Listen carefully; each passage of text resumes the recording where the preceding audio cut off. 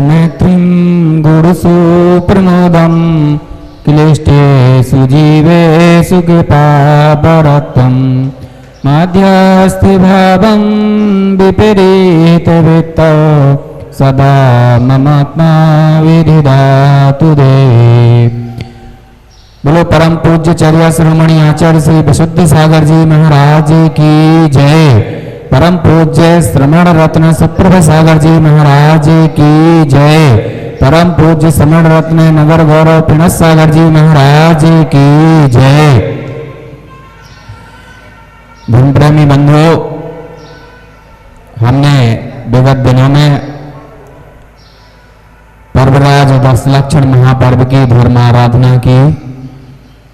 हमारे यहाँ परंपरा है कि उसके बाद हम क्षमावाणी का पर्व मना करके अपनी मन की कलुषता को धोने का प्रयास करते हैं। जो भी हमारे जीवन में मनोमालिन्य हो जाया करते हैं उनको साफ करने का प्रयास करते हैं। आज की इस सभा को उसी ओर ले जाते हुए सर्वप्रथम मंगलाचरण के लिए मैं निवेदन कर रहा हूँ सारक श्रेष्ठी परमादरणीय डॉक्टर अभय कुमार जी जैन विदिशा से जो हमारे बीच में हैं, पधारें और मंगलाचरण करके आज के इस कार्यक्रम को गति प्रदान करने की कृपा करें। बोलिए परम पूज्य आचार्य भगवान विशुद्ध सागर जी महाराज की जय। परम पूज्य 160 श्रमण मुनि श्री सुप्रभ सागर जी महाराज की जय। नगर गौरव परम पूज्य मुनि श्री प्रणव सागर जी महाराज की जय। वस्तुत्व महाकाव्य को सस्तक प्रणाम है। वस्तुत्व महाकाव्य को सत सत प्रणाम है। जिनने इसको रचा उनको प्रणाम है। वस्तुत्व महाकाव्य को सत सत प्रणाम है। वस्तुत्व महाकाव्य को सत सत प्रणाम है। शुद्ध है विशुद्ध है ये शुद्ध है बुद्ध है विशुद्ध ये शुद्ध बुद्ध है विशुद्ध उनको प्रणाम है। वस्तुत्व महाकाव्य को सद सद प्रणाम है। उलझे हुए हर प्रश्न का इसमें जवाब है। उलझे हुए हर प्रश्न का इसमें जवाब है। यह ग्रंथ मिटाने समर्थ पंथवाद है। अज्ञानियों के तम को तो यही नशाएगा। अज्ञानियों के तम को यही तो नशाएगा। विज्ञों की सारी शंकाएं विभ्रम मिटाएगा। विज्ञों की सारी शंकाएं विभ्रम मिटाएगा। शीतल पवित्र गंगा नदी के समान है। शीतल पवित्र गंगा नदी के समान है। वस्तुत्व महाकाव्य को सद सद प्रणाम है। नो पदार्थ सत्य तत् जिन देव ने कहे। नो पदार्थ सत्य तत् जिन देव ने कहे। तत्वों के सद स्वरूप का परिचय कराए है। गणधर समान गुरु को आगम का ज्ञान है। गणधर समान गुरुवर को आगम का ज्ञान है। आध्यात्म नीति न्याय का संगम महान है। आध्यात्म नीति न्याय का संगम महान है। वस्तुत्व महाकाव्य को सत सत प्रणाम है। वस्तुत्व महाकाव्य को सत सत प्रणाम है। नमस्ते। पवित्र क्षमावाणी को हम सभी को अपने जीवन में अंगीकार करना चाहिए। मेरा परम सौभाग्य है, अभिभाग्य है कि परम पूज्य मुनि श्री सुप्रभ सागर जी महाराज, परम पूज्य मुनि श्री प्रणव सागर जी महाराज का विशेष वरद हस्त मेरे ऊपर रहता है। निश्चित रूप से आपके चरणों में आकर के, आपकी सन्निधि में, आपके चरणों में बैठ करके जो हमें अद्भुत ज्ञान मिला, जो हमें मार्ग मिला, उसके प्रति हम आपके चरणों में कृतज्ञता ज्ञापित करते हैं। निश्चित रूप से इस दौरान आपके चरणों में बैठ करके हमसे अपार गलतियां हुई होंगी, आप क्षमा के सागर हैं। ऐसी इन गलतियों को जाने अनजाने में जो भी हमसे त्रुटियां हुई हों, गुरुवर के चरणों में हम कोटसा नमोस्तु करते हैं और आपसे आपके चरणों में निवेदन करते हैं कि हे गुरुवर, उन सारी गलतियों को मुझे क्षमा प्रदान करें, क्षमा प्रदान करें, क्षमा प्रदान करें। गुरुवर नमोस्तु नमोस्तु नमोस्तु। इन्हीं भावनाओं के साथ, दो पंक्तियों के साथ परम पूज्य मुनि श्री पिणत सागर जी महाराज के चरणों में निवेदन कर रहा हूं, जैसे भी वो संबंध बनाए रखिए, दिल मिले या न मिले, हाथ मिलाते रहिए। जो आज क्षमावाणी का पर्व मना रहे हैं, उनके लिए पंक्तियों के साथ परम पूज्य गुरुदेव के चरणों में निवेदन कि हे गुरुदेव, हम सभी को अपनी दिव्य देशना के माध्यम से अभिसंचित करने की कृपा करें। नमोस्तु गुरुवर।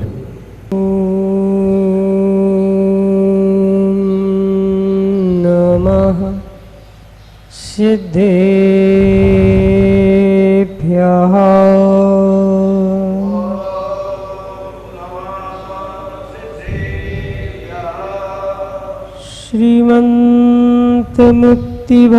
श्रीमन्तमुक्तिभर्तारं वृषभं वृषनायकम्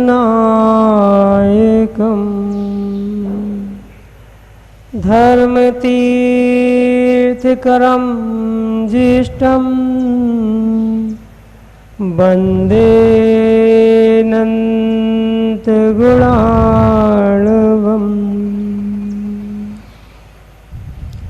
गुरुभक्त्या वयं सार्धं द्वीपद्वितीयवर्तिनः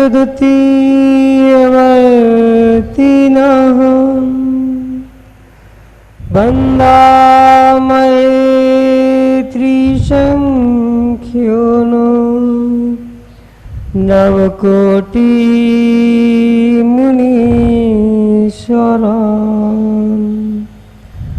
नवकोटिमुनीश्वरान्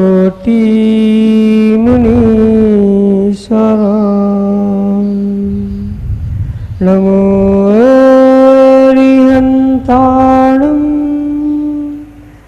नमो सिद्धाणं नमो हरियाणं नमो जयाणं नमो लोय सवसाहुलम्। अनंत अनंत सिद्ध परमेष्टि भगवान की, देवादिदेव 1008 भगवान आदिनाथ स्वामी की, वर्तमान शासन नायक भगवान महावीर स्वामी की, परम पूज्य आचार्य भगवान कुंद कुंद स्वामी की, परम पूज्य आचार्य भगवंत गुरुवर विशुद्ध सागर जी मुनि महाराज की, परम पूज्य मुनि श्री सुप्रभ सागर जी महाराज की, 3 करोड़ 9 करोड़ मुनिराजों की।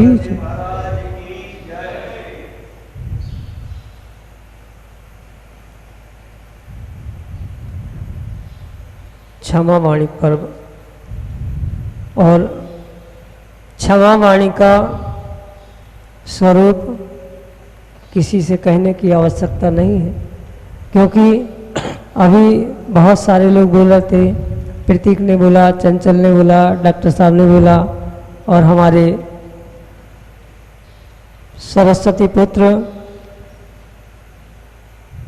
विद्वान संस्कृत भाषा अनेक भाषाओं के प्रकांड विद्वान डॉक्टर सुनील जी संचय बहुत सारा उस क्षमावाणी का स्वरूप बता रहे थे। लेकिन वास्तव में क्षमावाणी क्या है डॉक्टर साहब? हम पंडित जी भी अभी कह रहे थे कि जिनसे हमें ज्ञात होता है हम उनसे क्षमा मांग लेते हैं, हम उनसे क्षमा मांग लेते हैं।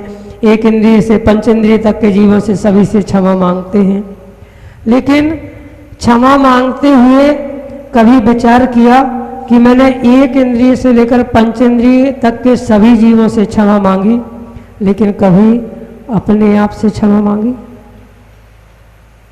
कभी अपने आप से क्षमा मांगी? नहीं मांगी, क्योंकि कभी अपने आप में अपने को अपराध बोध हुआ ही नहीं है। वास्तव में क्षमा वाणी मांगना चाहिए, एक इंद्रिय से पंच इंद्रिय तक के सभी जीवों से क्षमा मांगना चाहिए, लेकिन क्या उन सभी जीवों में मैं नहीं आता? लेकिन अपने आप से हमने कितनी क्षमा मांगी? सबसे बड़ा अपराध हमारा यही है कि अनादिकाल से हमारी जो आत्मा इस संसार में भटक रही है, यही हमारी आत्मा का हमारा यही आत्मा के प्रति सबसे बड़ा अपराध है। और जब तक आप अपनी आत्मा के कल्याण का मार्ग प्रशस्त नहीं करोगे, तब तक आप अपने साथ अपराध ही कर रहे हो। आज क्षमा वाणी पर्व पर सिर्फ इतना ही समझना, व्यवहार रूप से हम सभी से क्षमा मांगते हैं और निर्गंथ मुनिराज दिन में कम से कम 2 बार तो सभी जीवों से क्षमा मांगते ही हैं, लेकिन चूंकि आज क्षमा वाणी का पर्व विशेष है, तो ज्ञात अज्ञात भाव से एक इंद्रिय से लेकर पंच इंद्रिय जीवों के प्रति मैं क्षमा की याचना करता हूँ।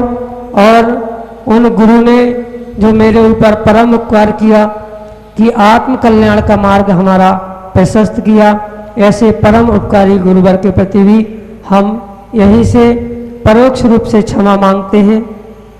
परम पूज्य मुनिश्री के साथ रहते हुए जाने अनजाने में ज्ञात अज्ञात भाव से किसी तरह का कोई अपराध हुआ हो, क्योंकि पलाश समय हो गया, जैसे ही पंडित जी ने निवेदन किया पलाश घड़ी देख रहा था, तो मैं ज़्यादा समय नहीं ले रहा हूँ। ये भी अपराध है, किसका? अधिक समय लेना भी अपराध है, स्वयं के प्रति भी और दूसरे के प्रति भी। महाराज श्री से भी क्षमा याचना करता हूँ कि जाने अनजाने में ज्ञात अज्ञात भाव से यदि आपकी प्रति कुछ अविनय अवज्ञा हुई हो, कुछ अपराध हुआ हो, तो उसके लिए भी क्षमा करें। और अपनी स्वयं की आत्मा से भी क्षमा याचना करता हूँ कि अनादिकाल से भटकते भटकते जो मैंने अपराध किया है, वो अपराध अब आगे ना हो, यही क्षमा वाणी पर्व की सार्थकता है। ओम नमः सिद्धेभ्य। परम पूज्य श्रवण रत्न मुनि श्री सप्र सागर जी महाराज के चरणों में प्रणत निवेदन करते हुए सुप्रभाय आवाज यूट्यूब चैनल के सभी भक्तों की ओर से आपके चरणों में निवेदन करते हैं कि हे गुरुदेव, अपनी मंगलमयी दिव्य देशना से हम सभी को कृतार्थ करने की कृपा करें। नमोस्तु गुरु।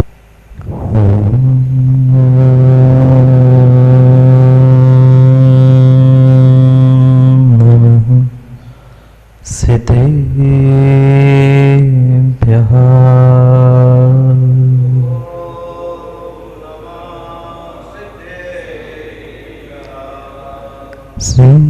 श्रीमत्परं गंभीर स्यात्मोघलाञ्छनं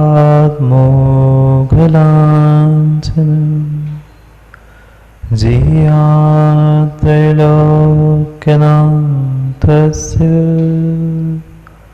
शासनं जिनशासनं जय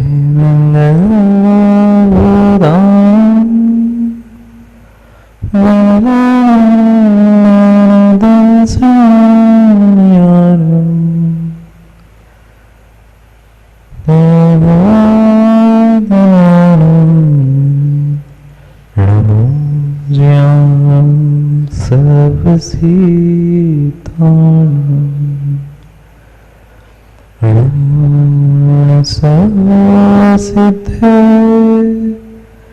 जातं करदिदेह संसारे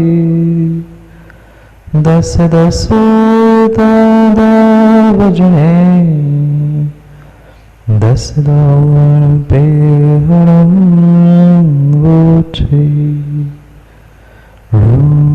रोरियंतान रवासथारियाण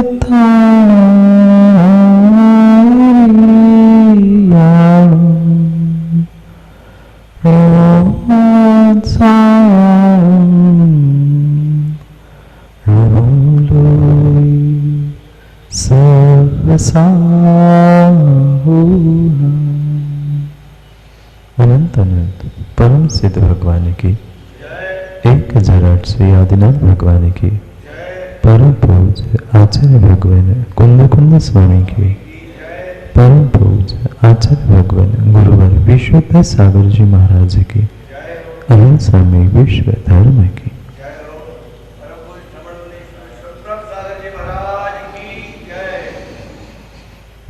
अंतिम तीर्थेश वर्तमान स्वामी के शासन में हम से विराजते हैं और उनके पावन पीयूष देशना हम सभी के लिए परम उपकारी। अनादिकाल से हमारी आत्मा में जो जन्म जरा और मृत्यु रूपी रोग लगे, उन रोगों का उपशमन करने वाली कोई परम औषधि है तो वह एकमात्र यह जनवाणी। भव्यात्मा, हम धर्म के स्वरूप को समझ रहे थे। धर्म अनुप्रेक्षा को समझने का हमारा पुरुषार्थ चल रहा था, जो कि कुंद कुंद स्वामी भाषानुपेक्षा ग्रंथ में हमें समझा रहे थे। कितनी अद्भुत बात है धर्म की। आज तक हमने धर्म कई भवों से, कई पर्यायों से, कई वर्षों से करना प्रारंभ किया, पर शायद ही किसी को धर्म के मर्म के बारे में पता। आज तक डॉक्टर साहब हमने चर्म के धर्म को तो समझा, पर संजय जी धर्म के मर्म को नहीं समझा। वास्तव में यह धर्म एक अद्भुत कला है जो हमें आत्मा से परमात्मा बनाती है, स्वयं से स्वयंभू बनाती है। जब तक यह अद्भुत कला जीवन में नहीं आएगी, तब तक हमारा जीवन ना अच्छा होगा, ना हम भगवान बन सकते। ब्रह्मांड में अगर कोई भगवान बनाने वाली कला है तो यह धर्म है। इतनी अलौकिक व्याख्या, इतने अलौकिक सिद्धांत हमारे धर्म के हैं कि इन सिद्धांतों को लेकर ही विश्व के प्रत्येक धर्म ने, प्रत्येक वैज्ञानिक ने अपने सिद्धांतों की प्ररूपणा की। जैसे आपको पता ही होगा या नहीं होगा तो ज्ञात कर लेना, इस ब्रह्मांड को, इस विश्व को अगर शून्य का आविष्कार करके किसी ने दिया है तो संजय जी यह जैन धर्म है। अंक थे, संख्या थी, सब कुछ था, पर जो शून्य की व्याख्या करने वाला धर्म था यह जैन धर्म था। और ये शून्य एक जब अकेला होता है तब वही कीमती होता है, और अंक के आगे लग जाता है, अंक के पीछे लग जाता है तो भी अंक की कीमत बढ़ जाता है। अभी तक संजय जी ने यही व्याख्या सुनी होगी, की होगी कि अंक के पीछे लगने पर संख्या बढ़ती है, आगे कैसे? यही व्याख्या सुनी होगी कि शून्य का अकेले में कोई अस्तित्व नहीं है, पर जैन दर्शन कह रहा है शून्य की अकेले में भी कीमत थी और संख्या के आगे पीछे भी कीमत थी। पर हमने डॉक्टर साहब शून्य को समझा ही नहीं है। आज शून्य को ही समझना है, क्योंकि धर्म है।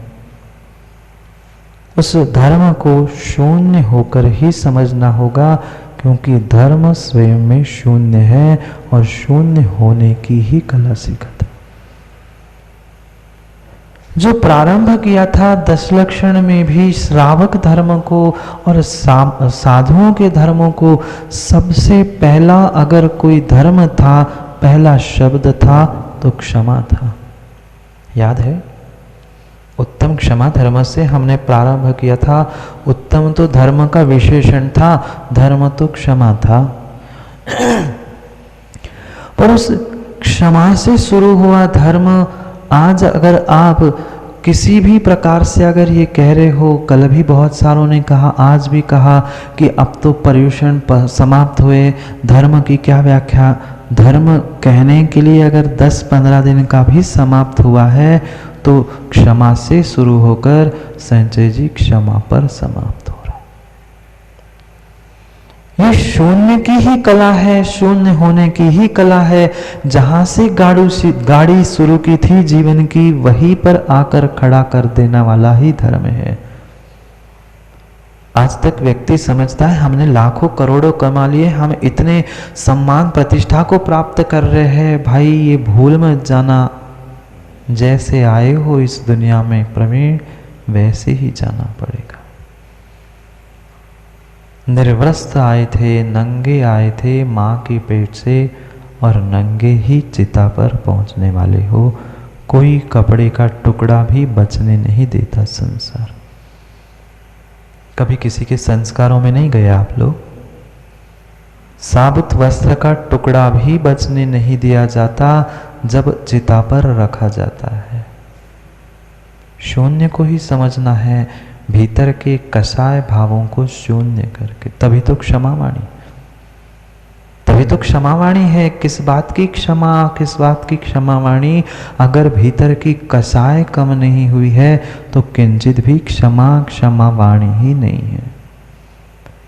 कितनी अद्भुत बात आचार्यों ने बताई। क्षमा से प्रारंभ किया, वह एक एक मार्दव, आर्जव, शौच, सत्य, संयम, ब्रह्मचर्य के बाद पुनः पहुंचा दिया जहां से तूने अपने जीवन की यात्रा, धर्म की यात्रा प्रारंभ की थी। पहुंचो उसी स्थान पर। कहां से यात्रा प्रारंभ की थी? बचपन से लेकर मात्र व्यक्ति उन कसायों के पीछे और इंद्रिय विषयों के पीछे अपने जीवन को जीता आया, और मरने का भी समय आया तो उन कसाय और विषयों के पीछे ही जलता रहा। नहीं जलते आप लोग? नहीं जलते आप लोग? चिता पर तो व्यक्ति मात्र एक ही बार जल पाएगा, एक ही बार चिता पर व्यक्ति जलता है। पर राजू, दूसरे को देख देख कर व्यक्ति कितना जलता है। उसने ऐसा क्यों किया? वह सब जगह क्यों बैठ रहा है? सब जगह उसको हर कोई व्यक्ति पसंद क्यों कर रहा है? भाई संजय जी कह देते ना, भाई अपनी लाइन बढ़ाओ, दूसरे की लाइन मिटाने के पीछे क्यों पड़े? मेरी खबर पहुंच रही है, उसे दुनिया को चिंता नहीं है, पर दूसरे की क्यों पहुंच रही है उससे ज्यादा चिंता है। ये जलना ही तो है ईर्ष्या में। मैं कुछ नहीं कर पा रहा हूं तो वो क्यों कुछ कर पा रहा है, ये भी ईर्ष्या है। मात्र फॉर्मेलिटी करने के लिए तो सदियों से हमने क्षमावाणी मांग ली है, मना ली है, बढ़िया माइक लगाकर गला फाड़ फाड़ कर खम्मा में सब कुछ सुना डाला, पर कभी उसके अर्थों को समझा? बहुत बहुत गहरे रहस्य हमारे जैनागम जैन दर्शन में आचार्यों ने लिखे हैं। मात्र उस खम्मामी सब जीवाणाम की भी व्याख्या परिपूर्ण रूप से विद्वानों ने क्या, त्यागी व्रतियों ने भी करना नहीं सीखी। पंडित जी पढ़ लिया हाथ जोड़ के, बच्चों को भी समझा दिया, बोल बोल बेटा आज क्षमावाणी है, कह दे पापा से सॉरी। हाँ हो गया, सॉरी सॉरी सॉरी सॉरी। भाई सॉरी कहना क्षमा नहीं है।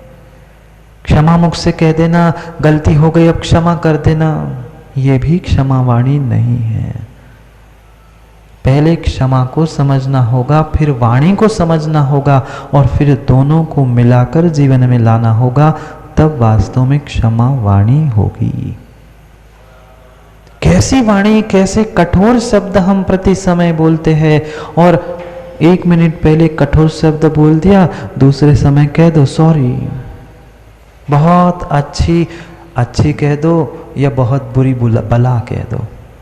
बहुत बुरी अच्छी बला, वे अंग्रेज तुम्हारे ऊपर छोड़ के चले गए हैं, थप्पड़ मारो, से सॉरी।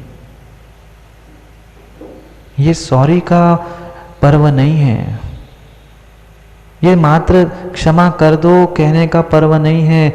या जैसे अभी संजय जी भी कह रहे थे, बहुत सारे लोग कह रहे थे, वह दुनिया में प्रदर्शन करना कि मेरी पोस्ट सबसे पहले पहुंचे। क्यों? ब्रह्मचर्य के दिन में पहले से क्यों तैयारी की? आजकल एडवांस और बिलेटेड चलता है ना। सबसे पहले मेरी पोस्ट, अच्छा इसकी 12 बजे आई, तुझी 12:05 पे आई। स्पर्धा चल रही है। अहंकार के पीछे क्षमा मांग रहे हो, ये क्षमावाणी है ही नहीं। किंचित भी भीतर कलुषता है, क्रोध, मान, माया, लोभ, असुचि, असत्य किसी भी प्रकार की अगर लाग लपेट है तो तुम्हारी क्षमावाणी नहीं है। भूल है, बहुत सारे लोगों की भूल है। अहंकार का प्रदर्शन करने के लिए क्षमावाणी चल रही है। तस्मिच्छामि दुक्कडम खम्मामि सर्व जीवाणाम, डाल दो। जितने हजारों सैकड़ों लोगों को आपने ग्रुप पे एक क्लिक करके मैसेज भेजा होगा ना, उसमें से सैकड़ों हजारों ने बिना पढ़े ही उसे नहीं किया होगा। आप ही अपने आप से देखो ना, हजारों सैकड़ों ग्रुप है, उसमें से आजकल हजारों सैकड़ों मैसेज आए थे, क्या प्रत्येक मैसेज खोल के पढ़ा? पता है कुछ क्षमावाणी का होगा, ऊपर आता है क्या आने वाला है, समझ के उसका सब्जेक्ट क्या है क्षमावाणी का, डिलीट, पढ़ा नहीं, डिलीट। ये क्षमावाणी नहीं है, ये प्रदर्शन चल रहा है। मात्र अपने अहंकार का प्रदर्शन चल रहा है, और जहां अहंकार है वहां शेष कसाय है ही है। लोभ ही तो चल रहा है सम्मान का। मेरी पोस्ट सबसे पहली पढ़ी जाए, सब ये कह दे सबसे पहले विश इसने किया था। क्या विश कर रहे हो? क्या दूसरे को विश कर रहे हो? और क्या प्रतिस्पर्धा में ईर्ष्या कर रहे हो? कभी तो अपने वास्तविक धर्म को समझो ना। यहाँ से ही शुरू होगा और यहीं पर समाप्त होगा डॉक्टर साहब। यहाँ नहीं, बाहर कहीं नहीं, ना देव शास्त्र गुरु में निहारने की जरूरत नहीं है। वो तो व्यवहार से हम देखते आए, ये जो समय है, आत्मा है, यही से ही धर्म होगा प्रारंभ और अंत भी यही से होगा, तभी आत्मा से परमात्मा बन सकता। कोई बाहर की यात्रा, बाहर का विहार नहीं कर रहे थे। पहले दिन से हम विहार कर रहे थे आभ्यंतर जगत में। अपने स्वयं के समय में कितनी कलुषता दूर हुई। लाखों हजारों की भीड़ को इकट्ठा कर लिया, बढ़िया भोजन पंगत सब कुछ कर लिया। ऐसा नहीं होता ना। पर प्रदर्शन के साथ वास्तव में भीतर का दर्शन कितना हुआ, धर्म का दर्शन कितना हुआ, और स्वयं की पर्याय का, अहंकार का, कसायों का प्रदर्शन हमने कितना किया। नहीं समझे, क्षमा को भी नहीं समझे, वाणी को भी नहीं समझे। क्षमा वाणी कैसी होगी? कायदा तो यही था कि पहले तो गलती करो ही मत। कर रहे गलती तो प्रतिदिन कम से कम हमें क्षमा मांगनी थी, पर नहीं। कितनी विचित्र बात आज हो चुकी है। 364 दिन गलती करो और एक दिन क्षमा कर दो, हो गया काम। हो गया काम। 364 दिन कपड़े गंदे पहनो और एक दिन साफ कर दो, हो जाएगा काम। 364 दिन उपवास कर दो और एक दिन आहार कर दो, होगा काम। नहीं, 364 दिन पाप करो और एक दिन भगवान की भक्ति करो, काम नहीं होगा। कुछ तो बैलेंस बनाओ। कुछ तो बैलेंस बनाओ। एक दिन क्षमा मांग ली, क्षमा वाणी हो गई, हमें लगता है हम तो ने जैसे बहुत सारे संप्रदायों में संचय जी परंपरा है, गंगा नहा लो शुद्धि हो गई, हमें एक वर्ष में एक बार क्षमा क्षमा क्षमा क्षमा वाणी हो गई, हम तो गंगा नहा गए। होगा क्या? नहीं होगा। ये भी हमने कई बार सुन लिया हो, पर भीतर से लगे तो व्यक्ति को अपनी गलती का एहसास ही नहीं होता। सब कुछ हो सकता है, पर अपने भीतर कम से कम एक कंट्रोल रूम तो बनाओ। वास्तव में क्षमा को समझे, एक क्षण में समझना है क्षमा। आज की आधुनिकता के इस चकाचौंध में बहुत सारे ऐसे दृष्टांत हैं जिसके द्वारा हम बहुत आसानी से अपने आत्मा तक पहुंच सकते। प्रत्येक आज के भौतिक युग में प्रत्येक वस्तु का एक रिमोट कंट्रोल या कंट्रोल रूम बना ही है क्या? प्रत्येक वस्तु का, चाहे वह ट्रेन हो, कोई ऑफिस हो, कोई बहुत बड़ा कोई भी स्थान हो, सबके लिए एक कंट्रोल रूम होता है। क्या ऐसा कंट्रोल रूम प्रतीक तेरे भीतर है? नहीं है। कब कैसी विपरीत परिस्थिति आ जाती है और हम मां कैसे बौखला जाते हैं, हमें स्वयं में ही नहीं समझ में आता। 10-15 मिनट बाद लगता है अरे यार मुझे ऐसा नहीं बोलना था, पर तभी क्यों नहीं आया। ये क्षमा नहीं है। 15 मिनट बाद साल में एक बार क्षमा मांग लो, ये क्षमा नहीं है। उसी समय हमें अनुभूत होना चाहिए। ये विश्वास मानना संजय जी, जैसे छींक आती है क्या आप लोगों को? छींक आती है? जब भी छींक आती है, छींक आने से कुछ सेकंड पहले आता है आप लोगों को, कुछ सेकंड पहले हमें महसूस होता है कि अब छींक आ रही है। समझदार व्यक्ति होता है, प्रयास यही करता है उस पब्लिक स्थान से दूर हो जाए। आज कोई पब्लिक के सामने डॉक्टर साहब जाके छींक के बताए, सब ऐसे देखते हो कोरोना तो नहीं, भगा दो इसको, छींक रहा है, खांस रहा है। पर एक शिष्टाचार होता है, जैसे ही छींक आती है व्यक्ति स्थान छोड़ के जाता है, नहीं उठ पा रहा है तो हाथ रुमाल कुछ ना कुछ रखता है, तो रुमाल निकालने तक, बाहर पहुंचने तक क्या समय नहीं लगा था? जब छींक खांसी आने के पहले हमें कुछ क्षण अनुभूत होता है कि हमें अब छींक आने वाली है, विश्वास मानना राजू भैया, कुछ क्षण पहले हमें ये भी महसूस होता है अब मुझे गुस्सा आने वाली है, अब मैं मायाचारी करने वाला हूं। प्रत्येक क्रसाय को हमें बहुत बहुत बहुत अपने जीवन के स्पीड को कम करके देखना होगा। कुछ दिन पहले संजय जी एक दृष्टांत मैंने बताया था, वह जो शूटिंग होती है, कई आपने सीडी पिक्चर देखे होंगे, वो बहुत फास्ट चलते हैं इसलिए गलतियां समझ में नहीं आती।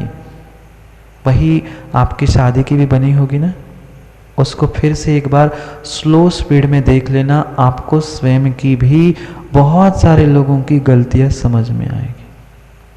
ऐसे ही जीवन के उन परिणामों के और परिणति के स्पीड को कम करके देख लो। प्रत्येक समय हम गलती कर रहे हैं और 24 घंटे गलती करते करते एक दिन मात्र उसकी क्षमा याचना करते। कैसे काम बनेगा? गलतियों का पलड़ा भारी है, क्षमा का वो भी एक बार भी अगर वास्तव में भीतर से अगर मानते और गदगद होके मानते तो वो भी चली जाती, पर वो भी नहीं है। एक व्यवहारिकता के रूप में, फॉर्मेलिटी के रूप में हमने सभा लगाई, क्षमा मांग ली, सबसे सब कुछ कर लिया और जाके दरवाजे के बाहर, पता है वो कैसा है ना, मैं बहुत अच्छे से जानता हूँ, अब उसने सबके सामने कह दी सो हमने भी कह दी, कहने में कहा गाओ, हमें कौन उससे बात करने। ये ऐसा होता है? ये क्षमा नहीं है, ये क्षमा वाणी भी नहीं है। जैसे प्रत्येक का कुछ रिमोट कंट्रोल है, वैसे ही मेरे परिणामों का कुछ रिमोट कंट्रोल, कुछ कंट्रोल रूम तो बनाओ। चाहे क्रोध रूप हो, मान रूप, माया किसी भी प्रकार की हो, उसे स्वयं को ही रोकना होगा, तभी क्षमा प्रारंभ होगी। क्योंकि उत्तम क्षमा की तो व्याख्या हो गई, अब क्षमा वाणी कुछ तो नया होगा ना। ये सभी जब 10 धर्म मेरे भीतर पहुंचने लग जाएंगे, तभी वास्तव में वह क्षमा वाणी होगी, और वाणी में निकलेगी, उच्चारण में निकलेगी। नहीं तो मायाचारी है, नहीं तो मायाचारी है, मन से कुछ, वचनों से कुछ, और शरीर से कुछ और ही। भीतर तो ऐसे लग रहा है, बाहर मिल तो बकता हूं, पर सबके सामने हाथ जोड़ के कह रहा है कि जितना जितना से मेरे निमित्त के मन वचन का से कष्ट पहुंचा हो, क्षमा करे।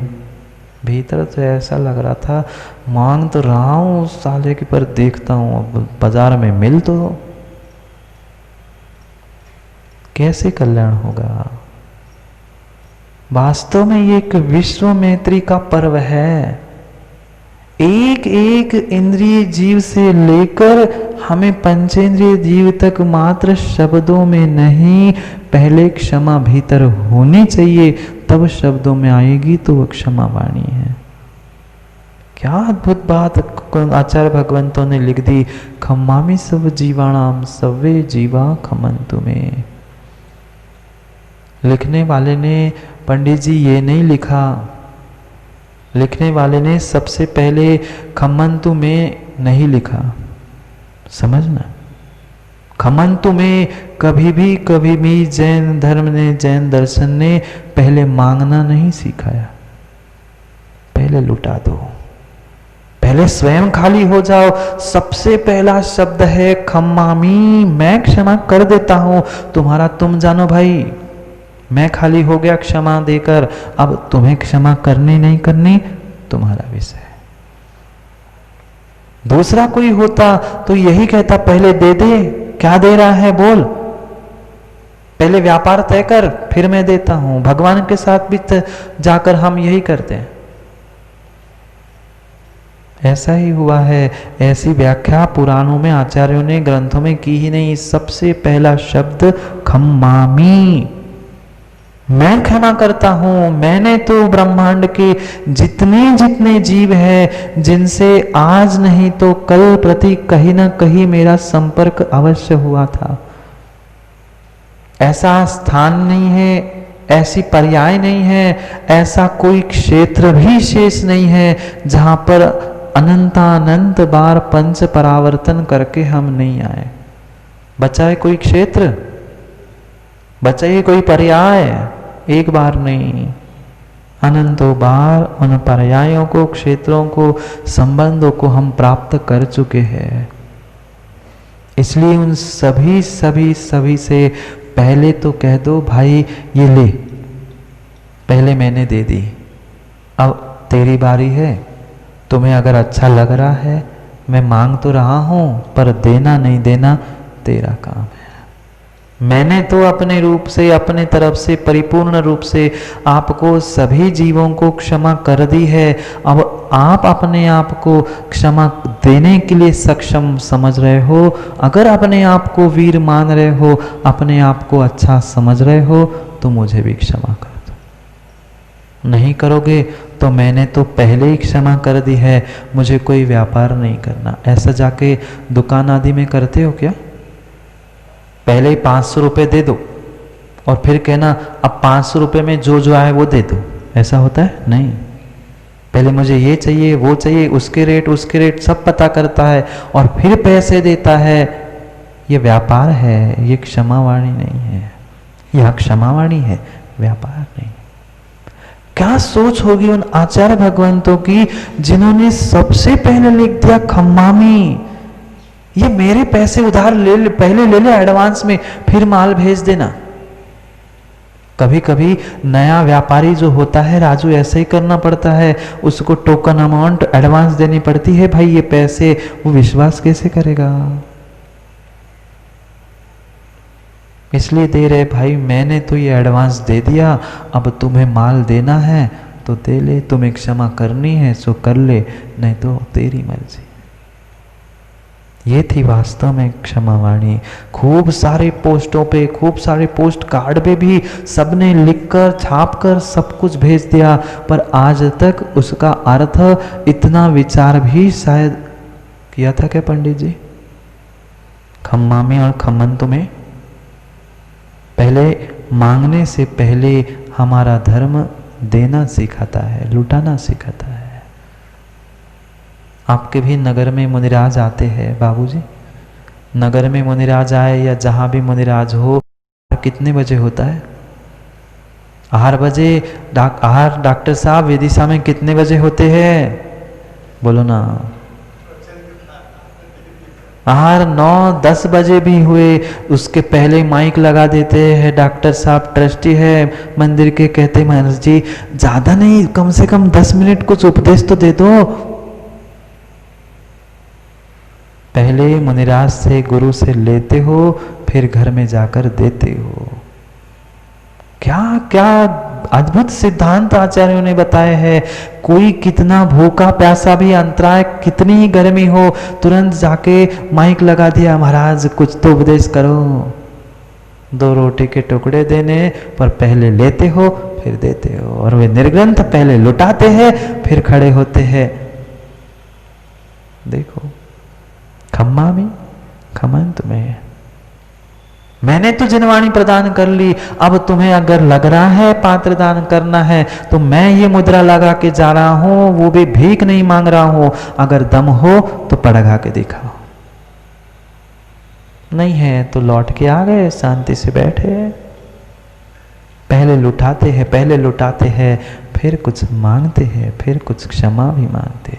यहां तो कोई परवस्तु मांगनी नहीं थी, यहां तो बाहर की कोई वस्तु नहीं मांगनी थी, क्षमा भी मांगनी थी। पर ये थी क्षमा और ये थी क्षमावाणी। कह दिया तस्मिच्छामि दुक्कडम, तस्मिच्छामि दुक्कडम। ये तस्मिच्छामि दुक्कडम कोई शब्द किसी का पेटेंट नहीं है, ये तो आगम का शब्द है। बहुत सारे लोगों ने ये कमेंट किए, वो तो उनका है, उनका है। भाई नहीं, तुम भूल गए हो सो क्या करे, दूसरे ने उसको पेटेंट बना के रखा है, जबकि किसी का पेटेंट नहीं है। तस्मिच्छामि दुक्कडम पढ़ा 10 दिन हमने, रोज सुबह शाम पढ़ा। ऐसे ही एक महाराज प्रतिक्रमण करने बैठे थे, प्रतिक्रमण कर रहे थे, और जब जब तस्मिच्छामि दुक्कडम आए वह तब तब प्रज्वल बार बार पढ़ते तस्मिच्छामि दुक्कडम, तस्मिच्छामि दुक्कडम, तस्मिच्छामि दुक्कडम। जैसे आप लोग पढ़ते थे ना, दिन भर गलती करो और सामने फिर महाराज के सामने हाँ तस्मिच्छामि दुक्कडम, तस्मिच्छामि दुक्कडम। पर मुनिराज वास्तव में भावों से प्रतिक्रमण कर रहे थे, बार बार तस्मिच्छामि दुक्कडम बोलते थे। एक व्यक्ति दर्शन के लिए आया था, उसने देखा ये बार बार एक ही वाक्य बोल रहे। अब कोई वाक्य राजू भाई ये बार बार एक बोले तो अपने भी दिमाग बैठ जाता है, शब्द भी समझ में आते। पूरा प्रतिक्रमण हो गया, उस व्यक्ति ने पूछा कि महाराज जी बाकी तो कुछ समझ में नहीं आया, आप एक ही बात 50 बार बोल रहे थे, तस्मिच्छामि दुक्कडम, तस्मिच्छामि दुक्कडम, मतलब क्या होता है, ये क्यों पढ़ रहे थे, क्या होता है इससे? मुनि महाराज ने बहुत अच्छे से समझाया, बेटा ये प्रतिक्रमण होता है, और प्रतिक्रमण में जो दिन के अतिक्रमण होते हैं उसके प्रक्षालन के लिए हम प्रतिक्रमण करते हैं। मतलब बेटा जो जो पाप होते हैं, जो जो हमसे गलती होती है, जो जो दोष होते हैं, उसका प्रक्षालन उससे होता है, उसको धोया जाता है, वे सब पाप धुल जाते हैं तस्मिच्छामि दुक्कडम कहने से। मतलब यह होता है कि ये जितने जितने पाप है, जितनी जितनी गलतियां हैं, वह सभी मेरी निरर्थक हो, मिथ्या हो, निष्फल हो, मुझे पाप का बंध ना हो, यह इसका अभिप्राय है। मतलब जो भी हम गलती करते हैं तस्मिच्छामि दुक्कडम से वह ठीक हो जाती है। हाँ, वह तस्मिच्छामि दुक्कडम से ठीक होती है, स्वच्छ हो जाती है, बस। अब महाराज ने कहा था, गुरु महाराज की बात, खुश हो गया प्रथमेश, पहुंच गया। एक चलते चलते रास्ते में एक जगह पे घर पहुंचते पहुंचते ही उसे एक बड़ा घर सा, एक बड़ा आंगन मिला, और आंगन में बहुत सारे पेड़ थे। वह थका था, उसने सोचा कि मैं थोड़ी देर पेड़ के नीचे बैठ जाता। बैठ गए प्रज्वल भाई पेड़ के नीचे। जो वह बड़ा मकान था और उसके बगल में ही, आंगन के बगल में ही एक कुम्हार रहता था, और कुम्हार ने अपने घड़े बनाकर धूप में रखे थे, बढ़िया कुछ सुखाने के लिए और कुछ बेचने के लिए।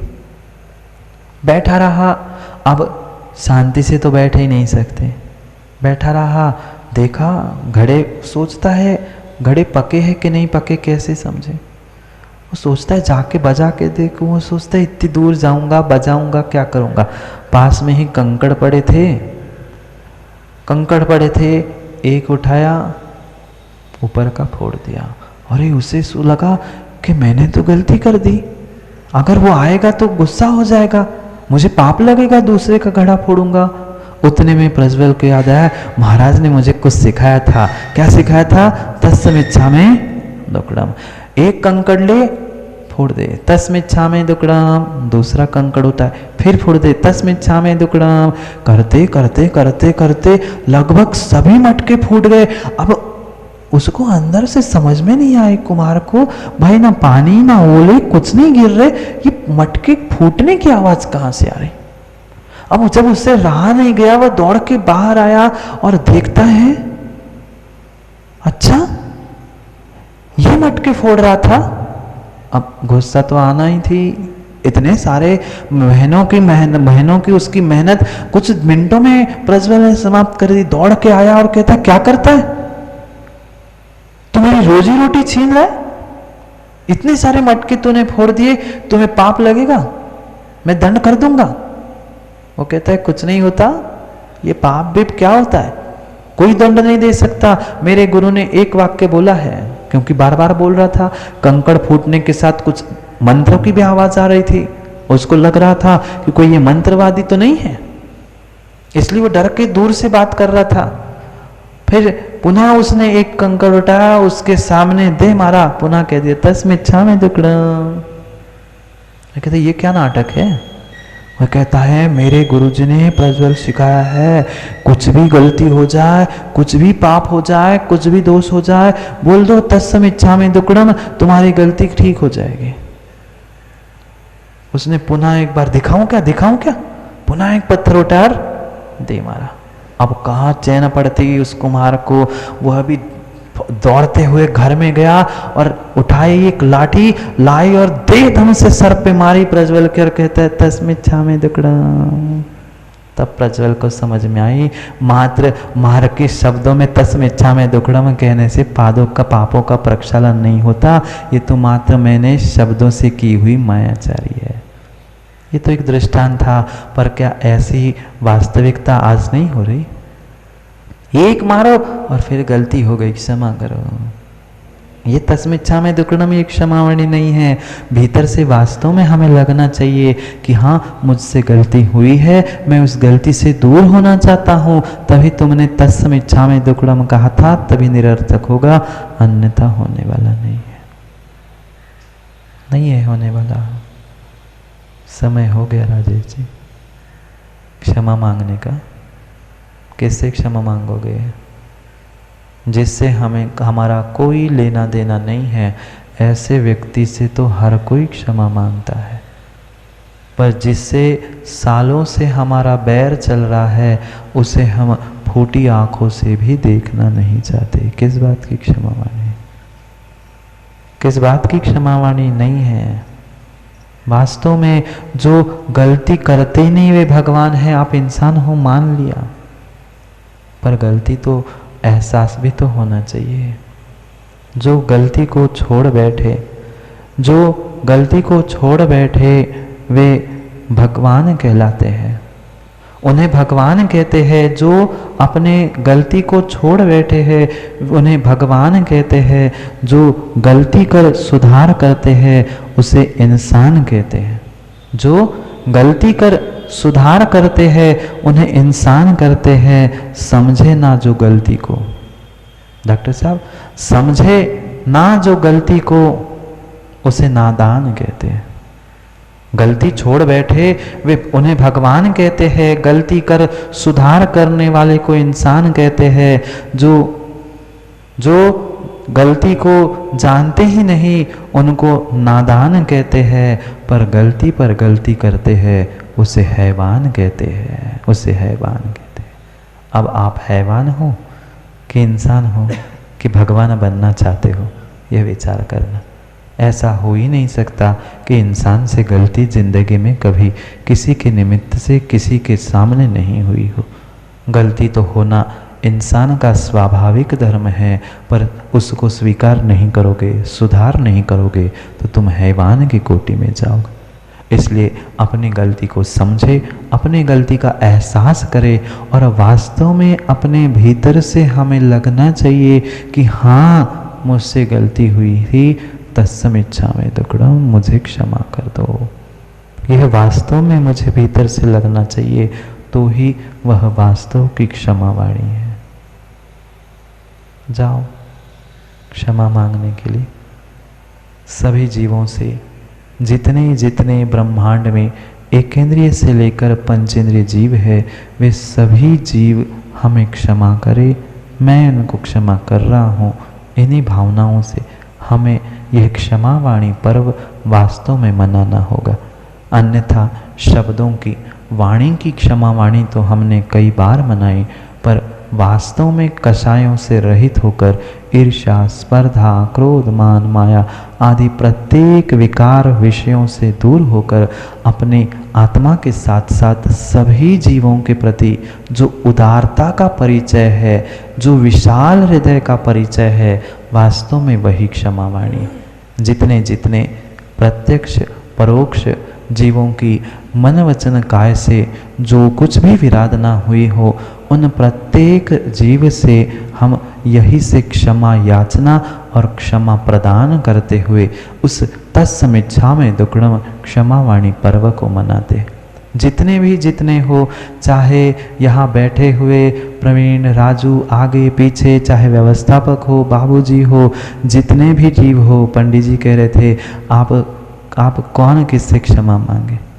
ये अगर शब्दों में मांगी है तो काम की नहीं है, पर हो सकता है प्रवीण, राजू 2 दिन पहले भी कहा था, कुछ कह दिया हो मन से, वचन से, काय से, अगर हमारी तरफ से या हमारे संघ की तरफ से किसी भी कह देना, आपके बड़े भैया वगैरह वगैरह जितने भी घर में हो, जो समाज, पंचायत, गौशाला, क्योंकि जो सहयोग यहाँ की प्रत्येक व्यक्ति से मिला है, हो सकता है कुछ मन वचन काय से किसी का दिल दुखाया गया हो, किसी को ठेस पहुंची हो, तो बाबूजी संघ की तरफ से और मेरे व्यक्तिगत जीव की तरफ से पंडित जी उत्तम क्षमा ही वीरों का लक्षण है।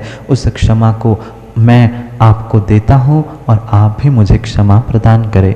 इन्हीं भावों के साथ यहाँ परोक्ष रूप से जो गुरुदेव, जिनके चरणों में 7-8 वर्ष रहकर हमने जो भी सीखा, जो भी समझा, उनके भी चरणों में, और जो हमारे साथ पहले साधुगण रहते थे, वे संग में रहने वाले और अभी साथ रहने वाले सभी साधु, सभी आचार्य, सभी उपाध्याय, सभी श्रावक, एकेंद्रिय से पंचेंद्रिय सभी जीवों के प्रति यही भावना है, क्षमा क्षमा और क्षमा।